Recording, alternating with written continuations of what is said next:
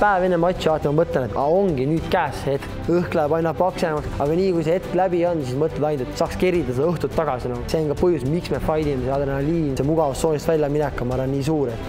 Olen Maicel Astur, 28-aastane ja olen professionaalne MMA võitleja. MMA-sse tulin tugeva kickboksi tausta pealt, mis oli üpriski suur väljakutse, kuna sport on täiesti erinev võrreldes siis ainult püstivõitlusega. Minu suurimaks saavutuseks on Mektam Fighting kuni 81 kilo tiitlivöö, Euroopa meistrivõistluste hõbe, maailma meistrivõistluste pronks, olen 2-kordne Eesti meister ja Soome meister. Kuna Raju oli üks esimesi võitlusspordiüritusi, mida ma üldse käisin kunagi vaatamas, siis mulle tähendab palju, et saan nüüd ise seal võistelda. Minu vastaseks on Poola võitleja Kamil Smetos. Ta läheb minuga keeruliseks, kuna ma arvan, ta pole kunagi olnud vastastikku sellise mehe, kellel on selline kogemus. Ma arvan, et ta alahindab minu võimet ta püsti purustada. Tulge elage meile kaasa 30. märtsil Tartus A Le Coq spordimajas. Näeme Rajul!